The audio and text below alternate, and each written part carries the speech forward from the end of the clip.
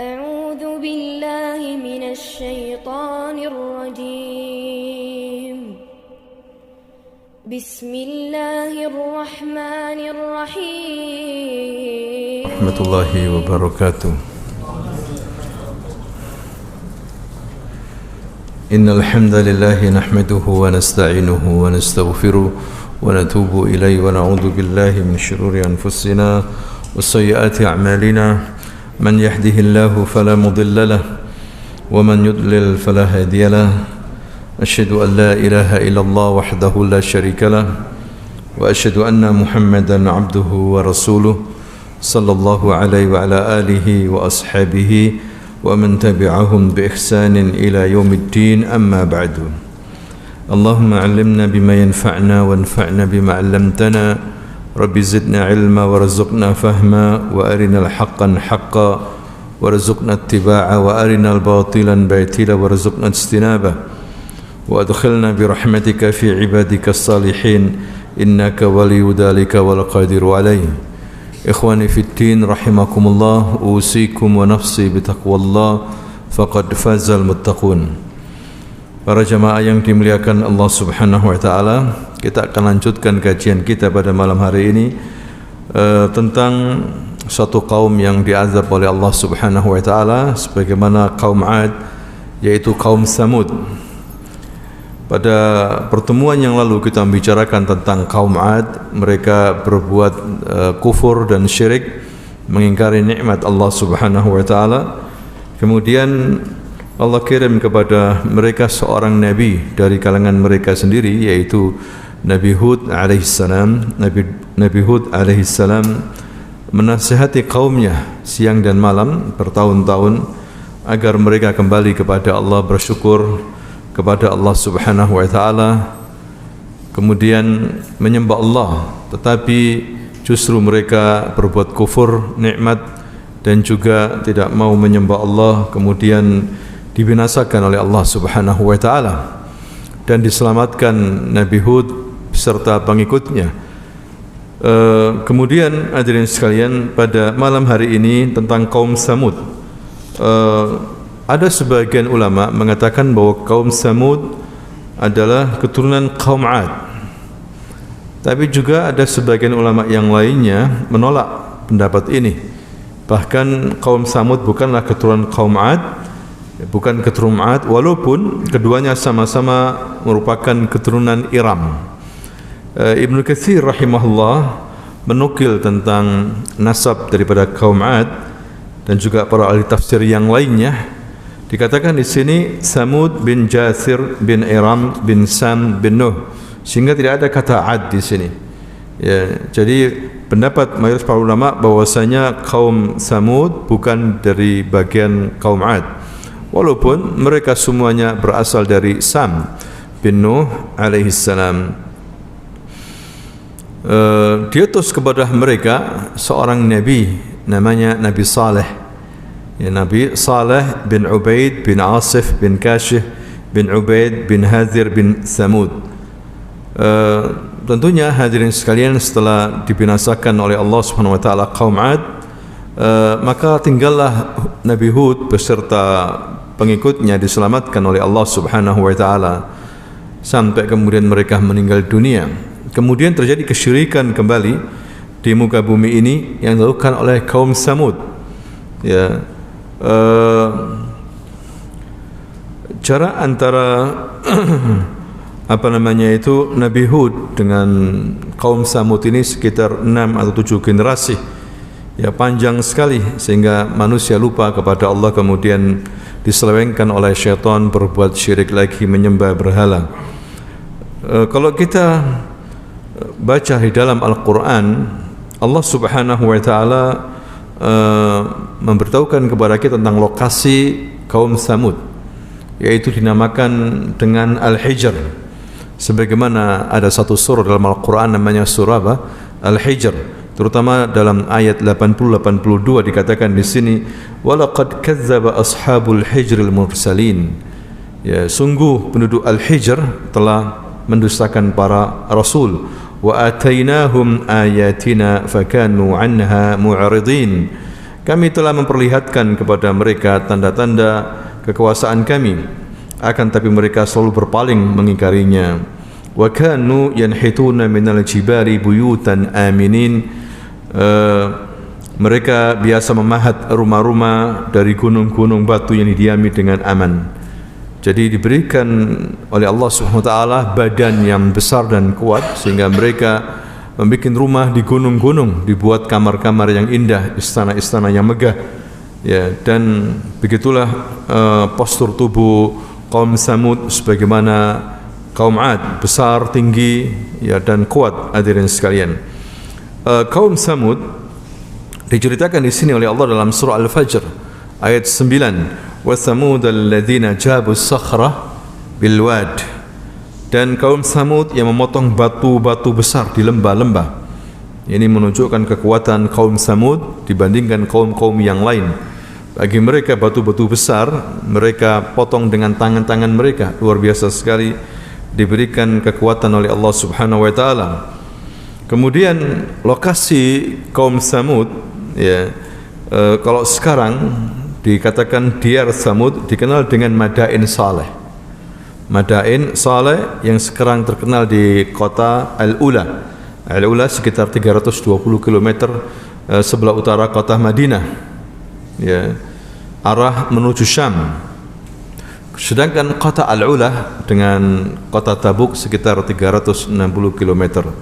Hadirin sekalian, sekarang ini kota Al-Ula, dulu tempatnya atau kerajaannya kaum Samud ini, subur sekali, hijau dan banyak kebun-kebun kurma, ya, di sekitarnya. Ya, dululah itu adalah kota kaum Samud. Dikisahkan ketika Rasulullah SAW menuju Tabuk untuk persiapan perang melawan orang-orang Romawi, Rasulullah sempat singgah di kediaman kota Samud. Diceritakan oleh Ibnu Umar radhiyallahu anhuma, nazala Rasulullah sallallahu alaihi wasallam bin nasi 'ama Tabuk, nazala bihim al-hijr 'inda buyuti Thamud, fastasqa an-nas min al-abar allati kana yashrabu minha Thamud fa'ajanu minha wa nasabu al-qudura bil-lahmi fa'amarahum Rasulullah sallallahu alaihi wasallam fa'ahraqu al-qudur وعلفوا العجين الإبل ثم ارتحل بهم حتى نزل بهم البئر التي كانت تشرب منها الناقة ونهاهم أن يدخلوا على القوم الذين عذبوا قال إني أخشى أن يصيبكم مثل ما أصابهم فلا تدخلوا عليهم. Dikatakan di sini Rasulullah sallallahu alaihi wasallam pernah singgah bersama sahabatnya, bersama pasukan militer di Al-Hijr. Jadi Rasulullah waktu itu bersama pasukan besar menuju Tabuk, Tabuk yang disinyalir pasukan Romawi menunggu di sana akan menyerang umat Islam. Maka Rasulullah langsung mendatangi mereka. Ya, perjalanan dari Madinah menuju Tabuk sekitar 1 bulan saat itu. Ya, nah Rasul di tengah jalan singgah di Al-Hijr. Ya, waktu perang Tabuk, akhir kehidupan Rasulullah SAW saat itu, beliau singgah bersama para sahabatnya. Ada bekas-bekas hunian Samud. Para sahabat pun mencari air dari sumur-sumur yang dahulu merupakan sumber air minum kaum Samud. Para sahabat pun menggunakan air sumur tersebut untuk membuat adonan roti dan memasak daging.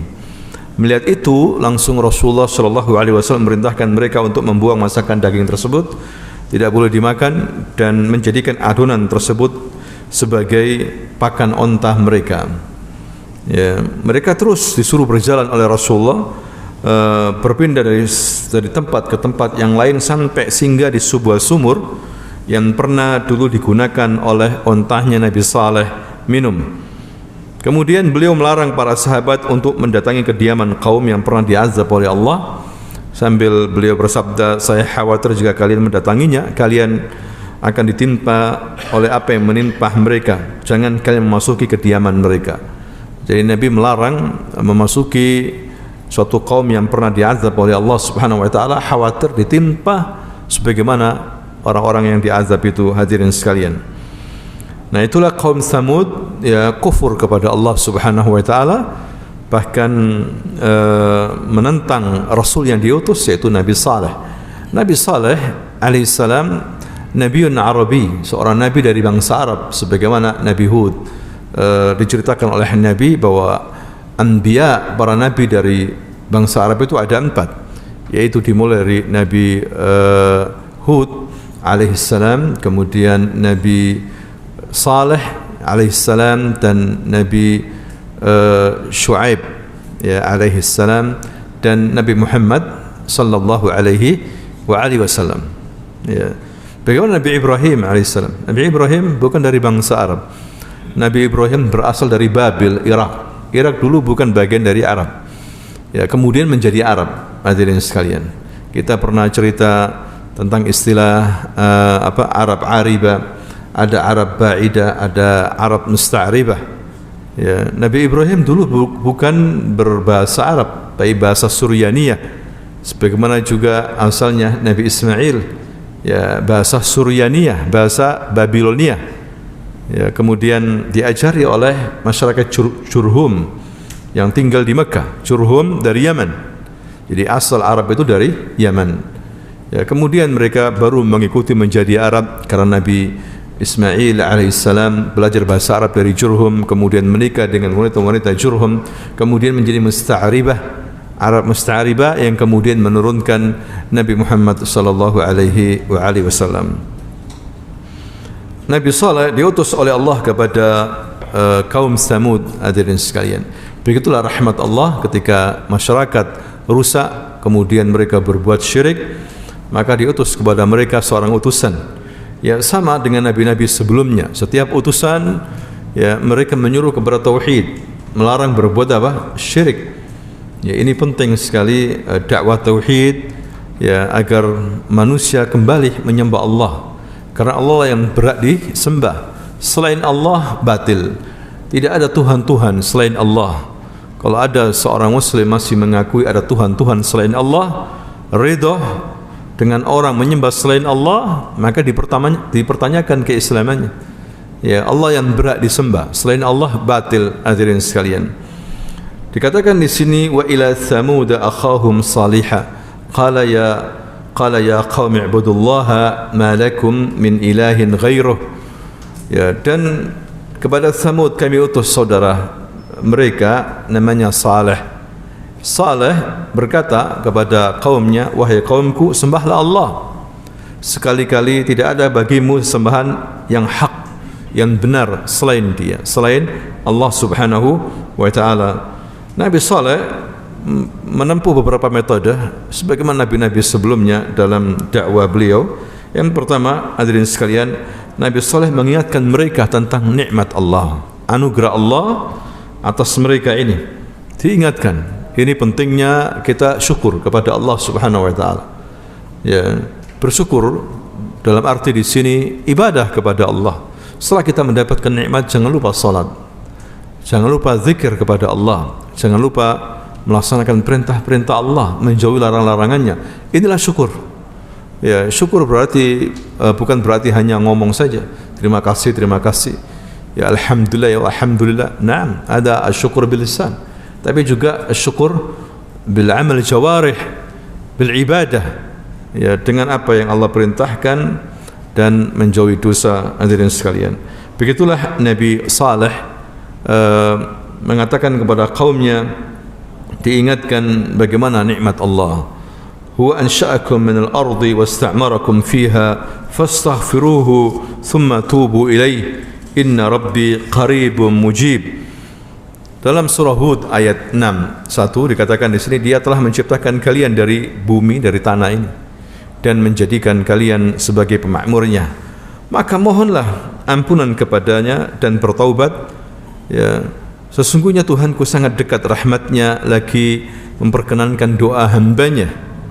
Nah, inilah hadirin sekalian dakwah Nabi Hud alaihissalam, mengajak orang untuk minta kepada Allah. Jangan minta kepada berhala, orang yang sudah mati. Ya, minta kepada yang maha hidup dengan mengucapkan ya Allah, ya Rahman, ya Rahim, ya Dzal Jalali wal Ikram, ya Hayyu, ya Qayyum. Kemudian kita minta, ya, menyebut Asmaul Husna, kemudian kita minta apa keinginan kita. Jangan hanya mengucapkan Asmaul Husna, ya Hayyu ya Qayyum, ya Mujib, ya Razzaq, ya Latif, ya Latif, ya Latif, ya Latif 200 kali. Kemudian tidak minta. Ya, nah ini kalau kita mengikuti sunnah Rasulullah, misalnya kita mengucapkan ya Hayyu ya Qayyum bi rahmatika astaghits. Ya, minta kepada Allah, ya Rahman irhamni. Jangan ya Rahman, ya Rahman, ya Rahman, ya Rahman, ya Rahman. Ya, menyebut Asmaul Husna saja tapi enggak minta. Minta hadirin sekalian. Ya, minta apa yang kita inginkan, minta kepada Allah Subhanahu wa taala. Jangan minta kepada selain Allah. Jangan mengatakan ya Syekh Abdul Qadir Jilani, ya Syekh Badawi, ya Wali Fulani, tolong saya. La. Ya Rasulullah, tidak boleh. Bahkan Rasul melarang hal itu. Minta kepada yang menciptakan Rasul, yang menciptakan manusia, yang menciptakan alam ini, yaitu Allah Subhanahu wa taala. Ya, banyak di masyarakat kita mereka belum memahami tauhid dengan benar, sehingga banyak sekali minta kepada selain Allah, minta kepada orang yang sudah mati. Bayangkan, ya, berniat tawassul, padahal tawassul seperti ini dilarang oleh Nabi. Ya, para sahabat setelah wafatnya Rasulullah tidak mendatangi kuburan Nabi, padahal kuburan di samping mereka, dekat dengan rumah-rumah mereka. Ya, mereka minta kepada Allah di masjid, ya, bukan di kuburan, hadirin sekalian. Kemudian juga diabadikan oleh Allah perkataannya Nabi Saleh, "Wadhkuru ij'alakum khulafa'a min ba'di 'ad." Dikatakan di sini, wahai kaumku, ingatlah bagaimana Allah menjadikan kalian sebagai penguasa setelah kaum 'Ad. Artinya tidak ada yang sekuat kaum 'Ad. Kemudian ada berikutnya dimunculkan lagi kaum yang sama seperti kaum 'Ad, kaum Samud. Ya, penguasa bumi, tidak ada yang bisa mengalahkan mereka. Ya, kemudian dikatakan di sini, dan memberikan tempat bagi kalian di muka bumi ini sehingga kalian dapat mendirikan istana-istana di tanah-tanahnya yang datar serta memahat gunung-gunungnya untuk dijadikan rumah. Ya, dikatakan di sini wa bawwa'akum fil ardi tattakhiduna min suhuliha qusura wa tanhituna al-jibala buyutan fadhkuru ala Allah wa la ta'thaw fil ardi mufsidin. Maka ingatlah nikmat-nikmat Allah dan janganlah kalian buat kerusakan di muka bumi ini. Bayangkan, dataran mereka bangun istana-istana juga. Ya.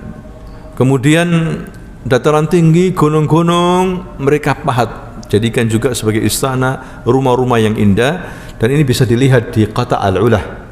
Ya, 320 km arah utara, sebelah utara Madinah menuju Syam, hadirin sekalian. Bisa dilihat itu. Ya, bagaimana peninggalan yang masih disisahkan oleh Allah Subhanahu wa taala, tidak semuanya dihancurkan. Indah sekali itu. Ya, gunung-gunung batu disulap sama mereka, istana-istana yang sangat megah sekali. Bisa dibayangkan dulunya seperti apa. Ya, nah itulah kaum Samud yang seharusnya mereka bersyukur. Tapi justru mereka berbuat kufur, menyembah berhala.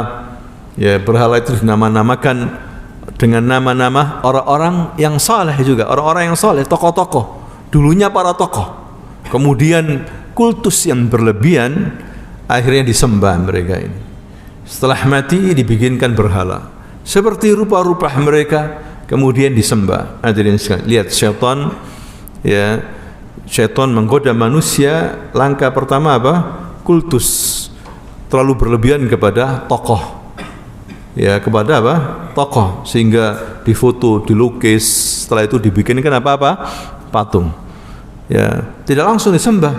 Setelah generasi ini banyak yang mati, tambah bodoh, generasi berikutnya kemudian setan mengatakan u'buduha, sembahlah. Fa'buduha, maka mereka menyembahnya. Nah, ini yang kemudian membuat marah Allah Subhanahu wa taala, hadirin sekalian. Makanya sunnah para nabi menghancurkan patung, bukan membangun apa? Patung. Termasuk kebiasaan anbiya, hatta Nabi Ibrahim, hatta Nabi Muhammad sallallahu alaihi wasallam waktu Fathu Makkah, ya, tidak membiarkan situs-situs itu sebagai budaya, la, diratakan dengan tanah, dihancurkan. ya, situs-situs di Yaman, kemudian di Taif, di Madinah ada patung-patung besar, ya, maka dirobohkan sama Nabi, memerintahkan pasukannya. Begitu juga 360 patung di sekitar Ka'bah dihancurkan.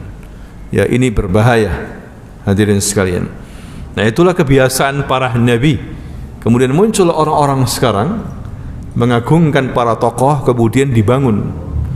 Ya, mungkin sekarang nggak disembah, tapi suatu hari pasti akan apa? Disembah. Nah, ini yang berbahaya, sehingga terjadi kesyirikan lagi di muka bumi ini. Nah, itulah hadirin sekalian lokasi daripada kaum Samud. Ya, mereka bangun tempat tinggal di lembah dan juga memahat gunung-gunung menjadi istana-istana megah. Ya, begitu juga umurnya mereka panjang. Umurnya mereka sangat panjang sekali. Kemudian dakwah yang kedua yang dilakukan oleh kaum Nabi Saleh kepada kaumnya dengan terhib, memberikan peringatan, mengancam. Dan begitulah dakwah. Jangan seorang hanya dikabari pahala, kamu kalau berbuat gini pahalanya sekian, sholat bisa masuk surga, puasa diampuni dosa. Jangan hanya itu saja, tapi harus dengan metode terhib. Awas kamu kalau berbuat dosa, neraka, azabnya sekian, azabnya begini, neraka, harus takut-takuti. Ya, makanya Nabi juga dijuluki apa? Mundir, mubashir wa mundir, nadhiran wa bashir. Nadhir mengancam kaumnya, bashir dan juga memberikan kabar gembira. Nah, dua-duanya harus beriringan dalam berdakwah, hadirin sekalian. Begitulah Nabi Saleh mengingatkan mereka akan kesudahan buruk, ya, aqibah sayyi'ah kalau mereka tidak bertobat kepada Allah Subhanahu wa taala, sebagaimana nenek moyang mereka, yaitu kaum 'Ad. Dikatakan di sini, wadhkuru ij'alakum khulafa min ba'di 'ad wa la ta'thaw fil ardi mufsidin. Terus diingatkan oleh Nabi Nuh alaihissalam, mudahnya mereka mendapatkan nikmat, tapi kemudian mudahnya mereka berbuat kufur yang akan membawa malapetaka bagi mereka. Kemudian di sini diabadikan juga oleh Allah Subhanahu wa taala kisah kaum Samud dengan Nabi Saleh. Dikatakan di sini, kazzabat Samudul mursalin, telah mendustakan Samud, kaum Samud, para rasul-rasul mursalin. Padahal yang diutus kepada kaum Samud cuma satu, yaitu Nabi Saleh. Tapi dituduh oleh Allah bahwasanya kaum Samud mendustakan seluruh para nabi. Ya, kenapa hadirin sekalian? Karena semua nabi, ya, semuanya membawa misi yang sama, tauhid, menyembah Allah dan menjauhi apa? Syirik. Maka siapapun yang mendustai satu nabi berarti dia mendustai seluruh apa? Nabi. Ya, dikatakan di sini, kazzabat Samudul mursalin id qala lahum akhuhum Salih ala tattakun. Ketika Saleh mengatakan kepada kaumnya, tidakkah kamu bertakwa? Inni lakum rasulun amin, aku ini bagi kalian seorang utusan yang bisa dipercaya. Amin. Fattaqullaha wa ati'un, takutlah kalian kepada Allah dan taatlah. Wa ma as'alukum alaihi min ajr, in ajriya illa ala rabbil alamin. Aku tidak minta kepada kamu harta, la, aku mengharap pahala dari Allah Subhanahu wa taala. Ya, ini para nabi menyampaikan, hadirin sekalian, tidak minta harta, tapi dia hanya minta kepada Allah Subhanahu wa taala. Atutrakuna fima hahuna aminin fi jannatin wa uyun wa zuru'in wa nakhlin tal'uha hadhim wa tanhituna minal jibali buyutan farihin fattaqullaha wa ati'un wa la tuti'u amral musrifin alladzina yufsiduna fil ardi wa la yuslihun. Diingatkan di sini oleh Nabi Saleh, ya, bagaimana Allah memberikan kalian nikmat berupa kebun-kebun, masya Allah, kotahnya kebun-kebun yang rapi, mata air, tanaman-tanaman, pohon-pohon kurma, ya, yang enak. Kemudian mahir dalam memahat gunung-gunung, dijadikan tempat tinggal. Takwalah kamu kepada Allah. taatlah. Jangan mengikuti orang-orang yang melampaui batas. Jangan mengikuti orang-orang yang melampaui batas yang membuat kerusakan di muka bumi ini. Ya, inilah peringatan Nabi Saleh, hadirin sekalian. Tapi tidak ada manfaatnya, tidak mendapatkan hidayah dari Allah Subhanahu wa taala. Mereka justru menentang, ya, dan menuduh Nabi Saleh dengan tuduhan yang tidak. Bayangkan, tuduhan ini sebetulnya dari dulu sampai sekarang. Orang yang saleh,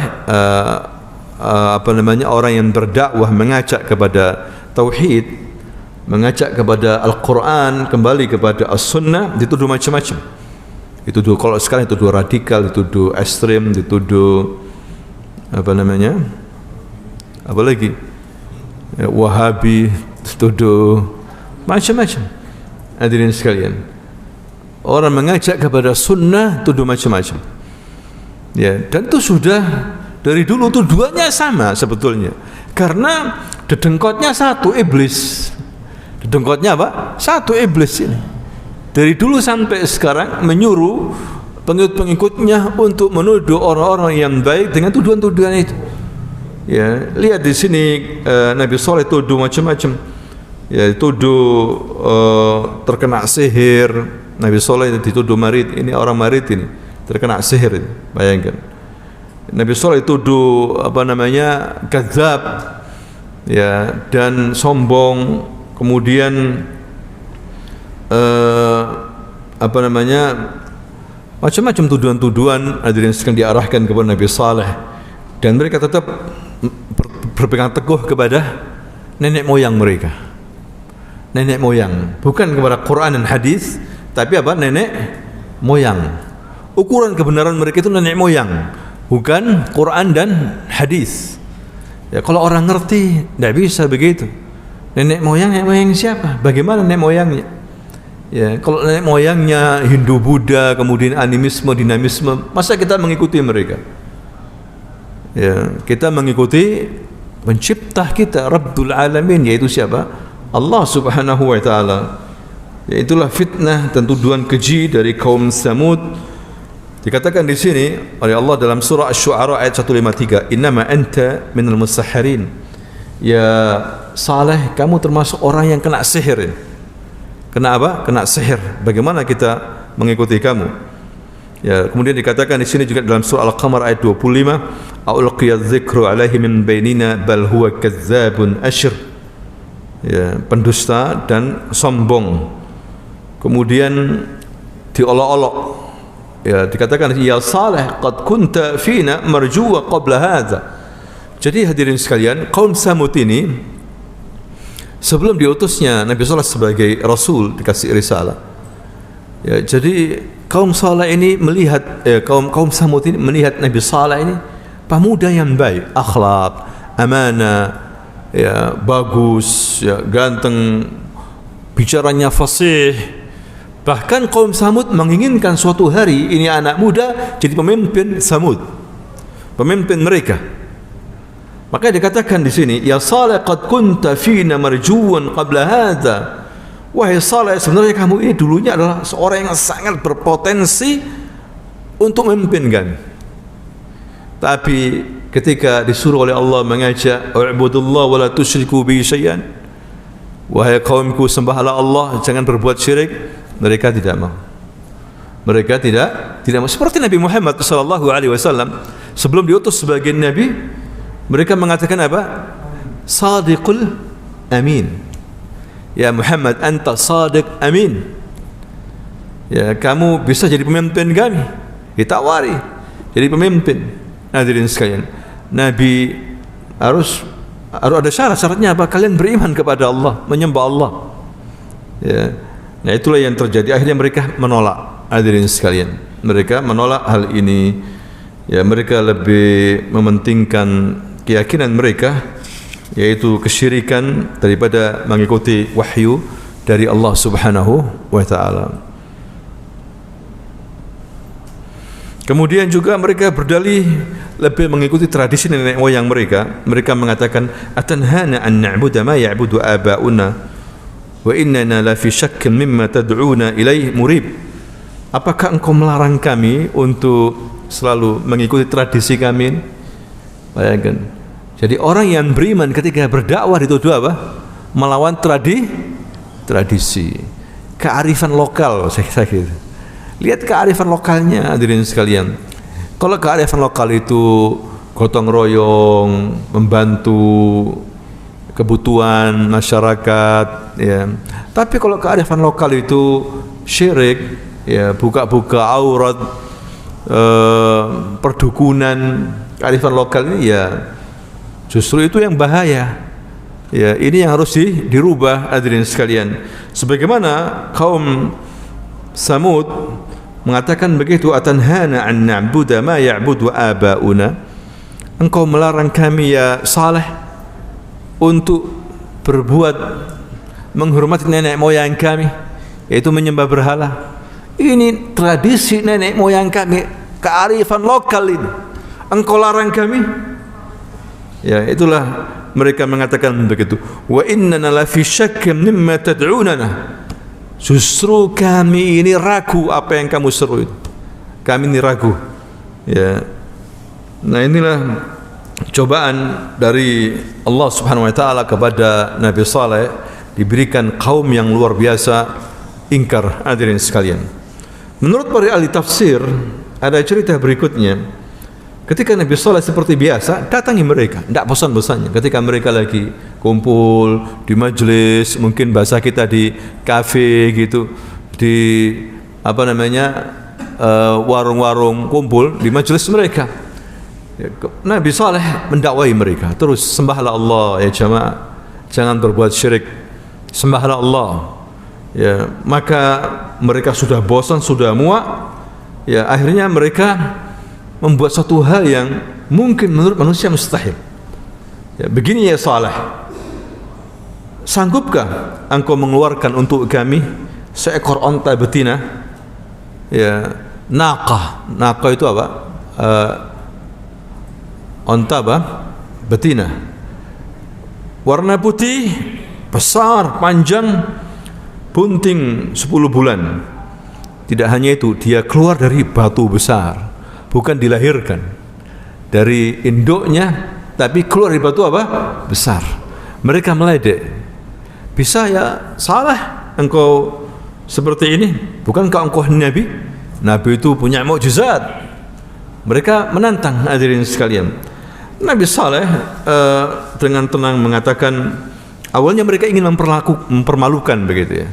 Nabi Saleh kemudian dengan keyakinan, kemudian mereka mengatakan, dia mengatakan, baiklah, jika aku sanggup memenuhi permintaan kalian, apakah kalian beriman menyembah Allah?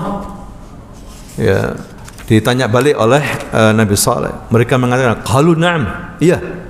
Diambil janjinya oleh Nabi Saleh. Diambil janjinya ya oleh Nabi Saleh dan mereka bersumpah, hadirin sekalian. Kemudian Nabi Saleh salat, kemudian berdoa kepada Allah SWT, minta seperti yang mereka sebutkan. Ya, ternyata Allah mengabulkan doanya hamba Allah yang saleh ini, hadirin sekalian. Kemudian mereka dikumpulkan Nabi Saleh, kumpulkan semuanya. Mereka menunjuk sendiri batu itu di bawah lembah. Berkumpul semuanya. Kaum Samud. Ya, waktu itu kaum Samud ini yang sisa ya 2.800 orang. Yang selamat itu berarti jumlah mereka apa? Banyak yang diazab oleh Allah SWT.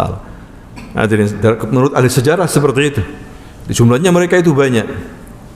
Kemudian setelah itu Nabi Saleh berdoa, tiba-tiba batu itu bergetar, mungkin bahasa kita meledak begitu, muncul onta besar yang mereka bayangkan, yang mereka sebutkan dalam keadaan bunting 10 bulan. Onta ini besar sekali. Ya, belum pernah onta sebesar onta ini, ontanya Nabi Saleh, atau istilah Al-Quran naqatullah, ontanya Allah.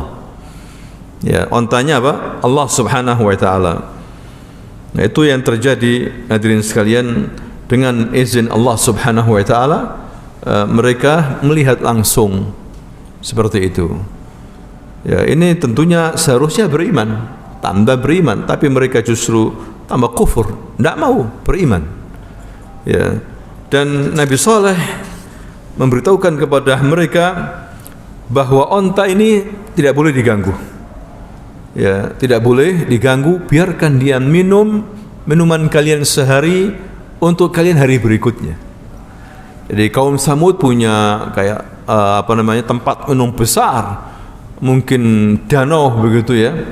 Itu hanya 1 hari saja ontanya Nabi Saleh, sedangkan mereka hari berikutnya semakin marah mereka. Nah, itu yang terjadi. Jadi tidak boleh dihalangi saja nggak boleh, biarkan, jangan dihalangi, apalagi sampai kemudian dibunuh. Hadirin sekalian, nah inilah onta merupakan mukjizat dari Allah, sehingga Allah mengatakan dalam surah Al-A'raf ayat 73, hadhihi naqatullah lakum ayah, inilah onta betina Allah untuk kalian sebagai tanda. Fadharuha, biarkan dia, jangan dihalangi. Ta'kul fi ardillah, dia makan di buminya Allah. Wala tamussuha bisu, jangan sakiti dia.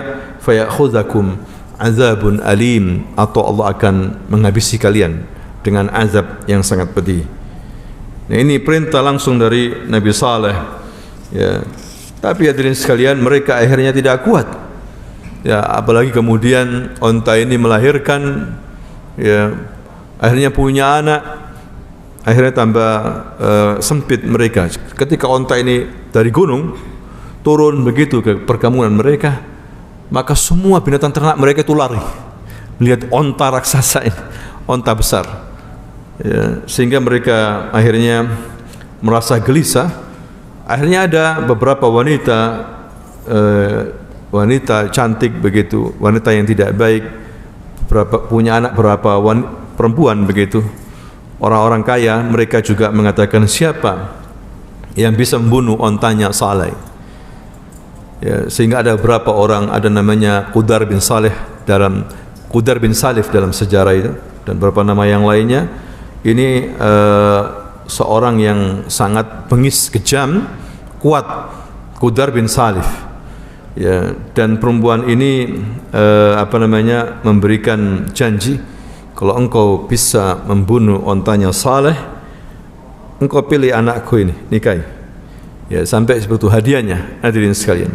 Maka Qudar bin Salif bersama teman-temannya, ada 9 orang waktu itu, langsung menghadang ontanya Nabi Saleh dan membunuhnya.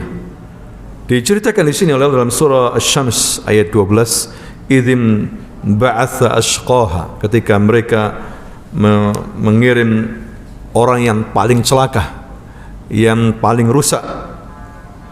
Ya, kemudian juga disebutkan oleh Nabi, in ba'atha laha rajulun azizun arim mani fi rahtihi mislu abi zam'a. Nabi menyebutkan di sini, bangkitlah seorang laki-laki yang terhormat, laki-laki yang terpandang tapi bengis, kejam, mempunyai banyak pendukung dari kaumnya, seperti di Quraisy Abu Zam'ah. Nabi mengatakan begitu, seperti Abu Zam'ah. Akhirnya laki-laki itu membunuh onta tersebut. Fanadaw sahibahum fata'ata fa'aqar. Mereka pun memanggil salah seorang dari mereka, lalu dia menangkap onta itu dan menyembelihnya. Kemudian juga Allah beritahukan dalam surah Asy-Syams, fakadzabuhu fa'aqaruha fadamdama 'alaihim rabbuhum bidzambihim fasawwaha. Maka Nabi Saleh sangat menyesal dan sedih onta Allah ini dibunuh. Kemudian Nabi Saleh memberikan peringatan, ya, kedua dan juga terakhir kepada mereka, dan dibuat pesta ini. Dagingnya dibuat pesta. Nabi Saleh mendatangi mereka dan mengatakan, tamatta'u fi darikum salasa ayyam. Kalian senang-senanglah di tempat kalian ini, tapi cuma 3 hari. Kata Nabi Saleh. Masih diberikan peringatan. Seharusnya ini peringatan buat mereka bertaubat kepada Allah. Kata Nabi Saleh, kalian boleh senang-senang, tapi cuma berapa? 3 hari saja, cukup sudah. Ya. Dzalika wa'dun ghairu makdub. Ini janji tidak akan pernah dusta. Cuma 3 hari kalian. Kalau enggak taubat, habis kalian. Ya. Ternyata benar, mereka ragu dalam hatinya mereka, tapi tidak mau bertaubat. Nah, ini masalah syaitan, hadirin sekalian. Sudah tahu yang hak, seharusnya dia bertobat. akhir ayyam, hari-hari terakhir mereka. Seharusnya bertobat kepada Allah.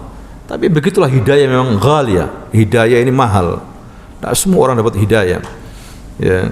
Akhirnya mereka memahami dengan betul bahwa ini adalah dari Allah Subhanahu wa taala.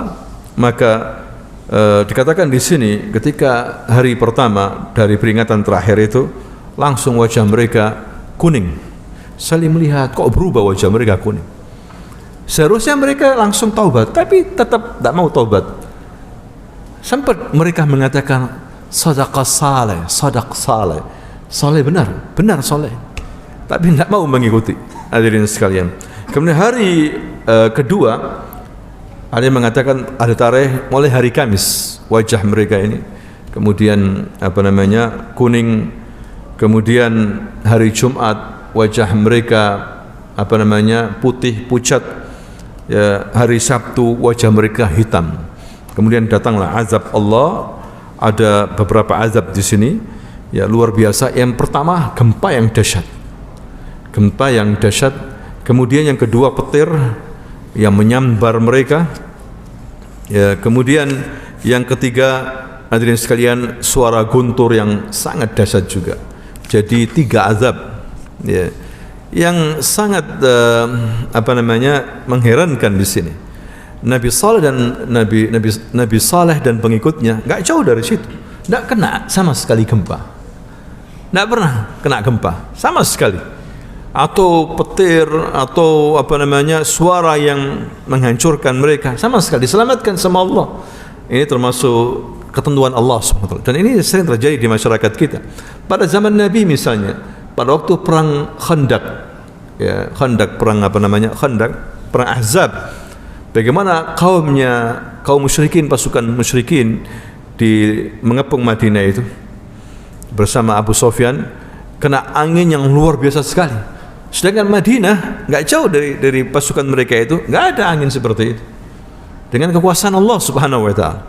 Misalnya dalam perang Badar, tempat kumpulannya kaum musyrikin, hujan deras, banjir, mereka susah untuk berjalan. Sedangkan pada kelompoknya Nabi Muhammad SAW, hujannya menyenangkan, enak, semakin kuat kaki-kaki mereka. Ya, beda. Ya, ini adalah ketentuan dari siapa? Allah SWT. Ada juga gempa misalnya di suatu desa ini enggak kena, atau dengan ketentuan Allah ini semuanya kena satu kota ini, tapi masjid berdiri kokoh, enggak rusak. Hadirin sekalian, Allah Subhanahu wa taala punya ketentuan seperti itu. Nah, itulah akhir daripada nasib kaum Samud, dihabisi sama Allah Subhanahu wa taala, sehingga Allah mengatakan fa kaifa kana azabi wa nuzur, maka betapa dahsyatnya azabku dan peringatanku. Inna arsalna alaihim sayhatan wahidah, kami hanya kirimkan satu suara saja, satu suara yang menggelegar, langsung mati mereka. Satu suara, bukan berkali-kali. Hadirin sekalian, maka jadilah mereka seperti batang-batang kering yang lapuk, ya, kahashimin muhtadir. Ada yang mengatakan kahashimin ini seperti orang bawa rumput-rumput yang kering itu, dibawa pakai gerobak, karena cepatnya kudahnya itu sehingga rumputnya itu jatuh. Diibaratkan seperti itu, angin teriakan keras sehingga kaum Samud ini jatuh sebagaimana jatuhnya rumput-rumput yang kering itu. Dikatakan di sini kahashimil muhtazir dalam surah Al-Qamar 30-31. Sedangkan kaum Nabi Saleh dan pengikutnya diselamatkan sama Allah Subhanahu wa taala. Dan yang terakhir di sini ada peringatan dari Nabi, ya, seseorang apabila melintasi suatu daerah yang pernah diazab oleh Allah, disuruh cepat jalannya dan banyak beristighfar, bila perlu diselingi dengan menangis sedih, supaya tidak tertimpa sebagaimana tertimpanya mereka yang pernah diazab oleh Allah, ya, karena bumi itu masih marah. Sebagaimana Nabi menyuruh menumpahkan seluruh makanan daging dan juga air-air itu diberikan ke onta-ontanya, dan disuruh cepat meninggalkan kota Samud. Ya, banyak orang ke sana wisata, hanya foto-fotoan gembira-gembira. Ya, seharusnya tidak seperti itu. Pernah terjadi ya, ada orang bule bawa mobil, foto-foto hilang, nggak pernah ketemu lagi, hadirin sekalian, hilang ya, ke daerah itu. Wallahu a'lam bissawab. Subhanakallahumma wa bihamdika asyhadu an la ilaha illa anta astaghfiruka wa atubu ilaik. Assalamualaikum warahmatullahi wabarakatuh.